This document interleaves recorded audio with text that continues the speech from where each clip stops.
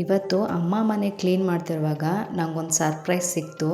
ನಾನು 2 to 3 years back ಎತ್ತಿಟ್ಟಿದ್ದು ಬಟ್ಟೆಗಳನ್ನೆಲ್ಲ ಮರ್ತೇ ಹೋಗ್ಬಿಟ್ಟಿದ್ದೀನಿ ನಾನು. ಇಷ್ಟು ಚೆನ್ನಾಗಿರೋ ಟಾಪ್ಸು ಜೀನ್ಸ್ ನೋಡಾದ್ಮೇಲೆ ಇದನ್ನು ಕೊಡಬೇಕಾ ಬೇಡವಾ ಅಂತಲೇ ನಾನು ಯೋಚನೆ ಮಾಡ್ತಾಯಿದ್ದೀನಿ ಇವಾಗ.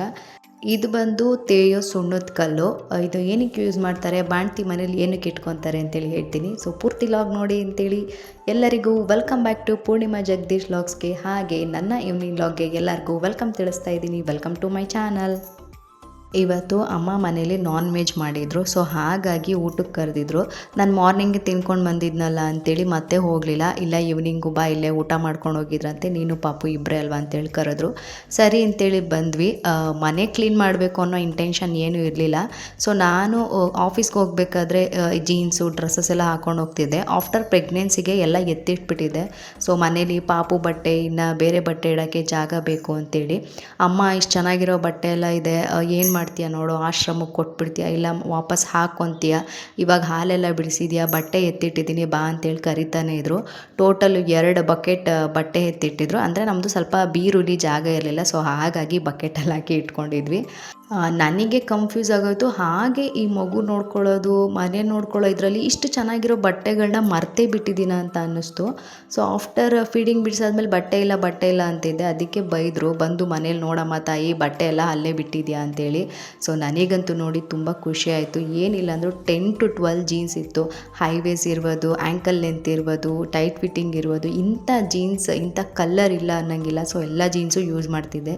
ಸೊ ನನಗೆ ಯಾವುದೇದು ಬೇಕೋ ಅದನ್ನೆಲ್ಲ ಎತ್ತಿಟ್ಕೊಂಡೆ. ಎಲ್ಲ ಬ್ರ್ಯಾಂಡೆಡ್ ಜೀನ್ಸೇ, ಅಲೆನ್ ಸೋಲಿ, ಫಾರ್ ಎವರ್ ಎಲ್ಲ ಅಂಥದ್ದನ್ನೇ ಯೂಸ್ ಮಾಡ್ತಿದ್ದಿದ್ದು. ಸರಿ ಅಂತೇಳಿ ನನಗೆ ಬೇಕಾಗಿದ್ದು 4 ಜೀನ್ಸು ಹಾಗೆ ಟಾಪ್ಸ್ ಎಲ್ಲ ಎತ್ತಿಟ್ಕೊಂಡು ಮಿಕ್ಕಿದ್ದೆಲ್ಲ ಯಾರಿಗಾದ್ರೂ ಹಾಕ್ಕೊಳ್ಳೋರಿಗೆ ಕೊಟ್ಬಿಡೋಣ ಅಂತೇಳಿ ಎತ್ತಿಟ್ಟಿದ್ದೆ. ಸೊ ಇನ್ನೊಂದು ನನಗೆ ಆಶ್ಚರ್ಯ ಆಯಿತು, ನಾನು ಪ್ರೆಗ್ನೆಂಟಲ್ಲಿ ಅರೌಂಡ್ 65 kg ಇದ್ದೆ. ನಾನು ಸಣ್ಣ ಆಗಲ್ಲ, ಇನ್ನು ಇಷ್ಟೇ ಇರ್ತೀನಿ ಅಂತ ಅಂದ್ಕೊಂಡಿದ್ದೆ. ಇವಾಗ ನೋಡಿದ್ರೆ ಸಣ್ಣ ಆಗಿದ್ದೀನಿ. ಪ್ಯಾಂಟ್ ಸೈಜ್ ಎಲ್ಲ ತುಂಬ ಚೆನ್ನಾಗಿ ಹಾಗೆ ಫಿಟ್ಟಿಂಗ್ ಆಗ್ತಿದೆ. 26, 28ಗೆ ಬಂದಿದ್ದೀನಿ. ಸೊ ನೆಕ್ಸ್ಟ್ ಲಾಗಲ್ಲಿ ಬಾಣಂತಿ ಟಿಪ್ಸ್ ಬೇಕಾದ್ರೆ ನಾನು ನಿಮಗೆ ಕೊಡ್ತೀನಿ. ನಾನು ಸಣ್ಣ ಆಗೋಕ್ಕೆ ಹಾಗೆ ಬಾಣಂತಿಗೆ ನಾವು ಯಾವ್ಯಾವ ಥರ ಫುಡ್ಡೆಲ್ಲ ಮೇಂಟೈನ್ ಮಾಡಿದ್ವಿ ಅಂತೇಳಿ. ಸೊ ಇದು ಬಂದು ನನ್ನ ಆಫೀಸ್ ಬ್ಯಾಗು. ನನಗೆ ಒಂದೊಂದೇ ಬಟ್ಟೆಗಳನ್ನ ವಸ್ತುಗಳನ್ನ ತೆಗಿತಾ ಇರ್ಬೇಕಾದ್ರೆ ಹೇಗೆ ಮರ್ತೆ ಇದನ್ನೆಲ್ಲ ಅಂತ ನನಗೆ ಅನ್ನಿಸ್ತು. ಆಮೇಲೆ ಹಾಗೂ ಅನ್ನಿಸ್ತಿತ್ತು, ಮನುಷ್ಯನಿಗೆ ಸ್ಟ್ರೆಸ್ಸು ಅಂತ ಬಂದರೆ ಎಲ್ಲ ಮರೆಯೋ ಚಾನ್ಸಸ್ಸು ಸಹ ಇರುತ್ತೆ ಅಂತೇಳಿ. ಒಂದೊಂದು ವಸ್ತುಗಳನ್ನ ನೋಡಿದಾಗ ಕೊಡೋಕ್ಕೂ ಮನಸ್ಸಿರಲ್ಲ, ಬಿಸಾಕೋಕ್ಕೂ ಮನಸ್ಸಿರಲ್ಲ, ಇಟ್ಕೋಬೇಕು ಅಂತ ಅನಿಸುತ್ತೆ. ಎಕ್ಸಾಂಪಲ್ ಈ ಸೂಟ್ ಕೇಸೆ ತುಂಬ ವರ್ಷದಿಂದ ಇತ್ತು, ಆದರೆ ಅಮ್ಮ ಸಾಕು ಬೇಡ ಇವಾಗೆಲ್ಲ ಯಾರು ಯೂಸ್ ಮಾಡಲ್ಲ ಅಂತೇಳಿ ಕೊಡೋಣ ಅನ್ನೋ ಮನಸ್ಸು, ಬಟ್ ಬೇಡ ಅಂತ ಇಟ್ಕೊಳ್ಳೋಣ ಅನ್ನೋ ಮನಸ್ಸು. ನೋಡೋಣ ಅಂತೇಳಿ ಎಲ್ಲ ಸೈಡಿಗೆ ತೆಗೆದಿಟ್ಟಿದ್ದೀವಿ. ಇವಾಗ ನಮ್ಮ ಸಜ್ಜೆ ಫುಲ್ಲು ಕ್ಲಿಯರ್ ಆಗಿದೆ. ಆಲ್ಬಮ್ಗೆಲ್ಲ ನೀಟಾಗಿ ಧೂಳಿಡಬಾರ್ದು ಅಂತೇಳಿ ಕವರ್ ಹಾಕಿ ಇಟ್ಟಿದ್ದೀನಿ. ಸೊ ಹಾಗೂ ಈಗೂ ಕೆಲಸ ಮುಗಿಯೋಷ್ಟರಲ್ಲಿ 7:30, 8 o'clock ಆಯಿತು. ಇದು ಬಂದು ಸುಣ್ಣದ ಕಲ್ಲು. ಬಾಣ್ತಿರ ಮನೇಲಿ ಇಟ್ಕೊಂಡಿರ್ತಾರೆ. ಬಿಕಾಸ್ ಮಕ್ಕಳಿಗೆ ಅವರು 1 month 2 month ಇರಬೇಕಾದ್ರೆ ಅವ್ರಿಗೆ ಜೀರ್ಣ ಆಗಲ್ಲ. ಬಿಕಾಸ್ ತಾಯಿ ಸಮ್ಟೈಮ್ಸ್ ಚಿಕನ್ನು ಮಟನ್ನು ತಿಂದಾಗ. ಸೊ ಹಾಗಾಗಿ ಬಜೆ ಮತ್ತು ಜಾಯ್ಕಾನ ಅದರಲ್ಲಿ ತೇಯ್ದು ಮಕ್ಕಳಿಗೆ ಹಾಲಿಗೆ ಮಿಕ್ಸ್ ಮಾಡಿ ಕುಡಿಸ್ತಾರೆ. ಸೊ ಹಾಗಾಗಿ ಅದನ್ನು ಇಟ್ಕೊಂಡಿರ್ತಾರೆ. ನೀವು ಮನೆ ಕ್ಲೀನ್ ಆದರೂ ಮಾಡ್ಕೊಳ್ಳಿ, ಊಟನಾದರೂ ಮಾಡ್ಕೊಳ್ಳಿ, ಏನಾದರೂ ಮಾಡ್ಕೊಳ್ಳಿ ಅಂತೇಳಿ ನನ್ನ ಮಗ ಇಲ್ಲಿ ನೀಟಾಗಿ ಆಟ ಆಡ್ಕೊಂಡು ಕೂತಿದ್ದಾನೆ. ಸೊ ಈ ಬ್ಲಾಕ್ಸ್ನ ಯಾವಾಗಲೂ ಬಿಲ್ಡಿಂಗ್ ಥರ ಜೋಡಿಸ್ತಾ ಇದ್ದ. ಫಸ್ಟು ಟ್ರೈನ್ ಥರ ಜೋಡಿಸಿದ್ದಾನೆ.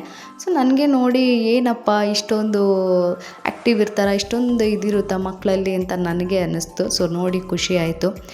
ಇದಾಗಿತ್ತು ಈವ್ನಿಂಗ್ ಲಾಗ್. ಅಮ್ಮ ಮನೇಲಿ ಮತ್ತೆ ಊಟ ಮಾಡಿಕೊಂಡು ಅವ್ರಿಗೆ ಬಾಯ್ ಹೇಳಿ ಗುಡ್ ನೈಟ್ ಹೇಳಿ ನಮ್ಮ ಮನೆಗೆ ಬಂದ್ವಿ. ನೆಕ್ಸ್ಟ್ ಲಾಗಲ್ಲಿ ಸಿಗೋಣ ಅಂತೇಳಿ ಈ ಲಾಗ್ ಎಂಡ್ ಮಾಡ್ತಾಯಿದ್ದೀನಿ. ಥ್ಯಾಂಕ್ ಯು ಎಲ್ಲರಿಗೂ.